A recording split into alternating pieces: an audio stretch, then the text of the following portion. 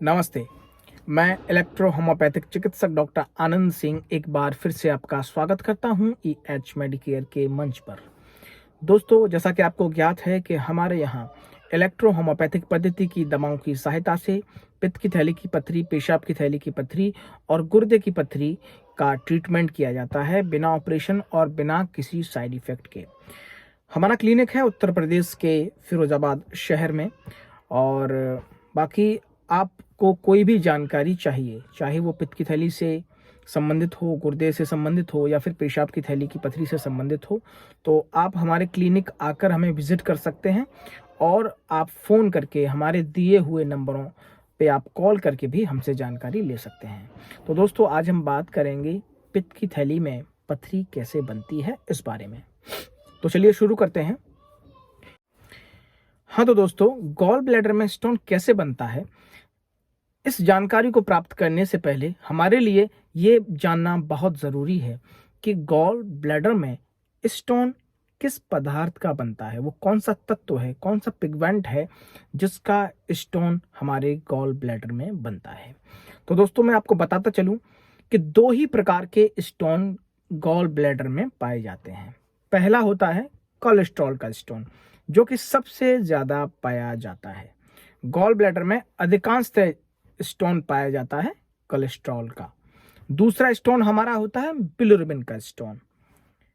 ये हमारे gall bladder में बहुत कम पाए जाते हैं, यानी कि कोलेस्ट्रॉल पिगमेंट के, कोलेस्ट्रॉल तत्व के बने हुए स्टोन ज़्यादा पाए जाते हैं और बिलिरुबिन तत्व के बने हुए स्टोन हमारे गॉल ब्लैडर में कम पाए जाते हैं। आप ऐसे मान के चलिए कि 80% स्टोन होते हैं कोलेस्ट्रॉल के और 20% स्टोन होते हैं बिलिरुबिन के।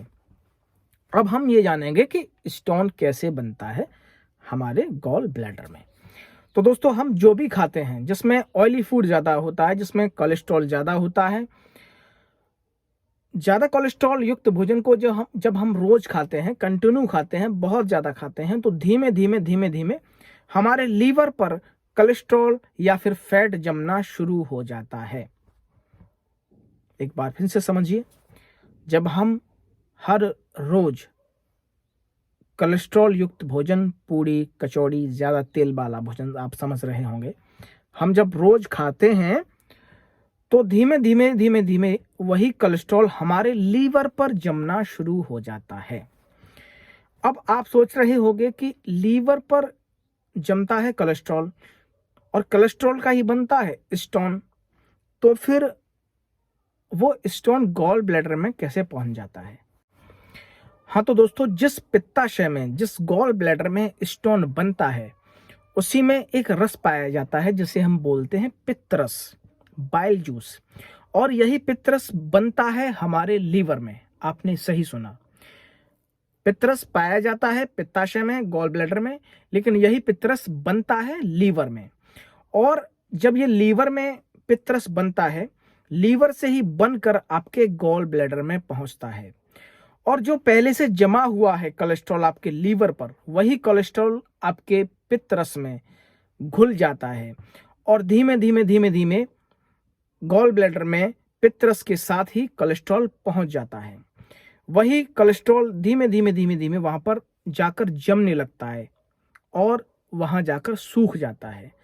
लगातार जब वो पित्तरस के साथ कोलेस्ट्रॉल पहुंचता है गॉल ब्लैडर में, धीमे धीमे जमने से वहां पर स्टोन का साइज ले लेता है। यही कोलेस्ट्रॉल पथरी बन जाता है, यही कोलेस्ट्रॉल पथरी का रूप ले लेता है। तो इस तरीके से बनते हैं आपके कोलेस्ट्रॉल के स्टोन। मेरा विश्वास है कि आप समझ गए होंगे। अब बिलिरुबिन के स्टोन कैसे बनते हैं, इस बारे में हम अगले वीडियो में बात करेंगे। और यदि आपको हमारी जो दी हुई जानकारी में आपको अगर कुछ कम समझ में आया हो, आपको ऐसा लगा हो कि पूरी तरीके से समझ में नहीं आया है, तो आप हमारे दिए हुए नंबरों पर हमें कॉल करके हमसे निशुल्क जानकारी ले सकते हैं। और तब तक के लिए, सर्दियों का मौसम है, आप अपना ख्याल रखिए, अपने बच्चों का ख्याल रखिए, अपने परिवार का ख्याल रखिए और गुनगुना पानी यूज़ करिए, बहुत ज़्यादा ठंडा पानी मत यूज़ करिए। और नहाने में भी गर्म पानी का इस्तेमाल करें, ठंडे पानी का इस्तेमाल ना करें। बच्चों को स्पेशली बच्चों को गर्म पानी से ही नहलाएं और जिस दिन धूप निकले उसी दिन नहलाएं। बहुत ज़्यादा ऐसा नहीं करें कि बहुत ज़्यादा सर्दी है तो बच्चों को नहीं नहलाएं, कोई इसमें बुराई नहीं है। और बाकी आपको यदि कोई और भी जानकारी चाहिए तो आप हमारे इन्हीं नंबरों पर कॉल करके हमसे जानकारी ले सकते हैं। Thank you.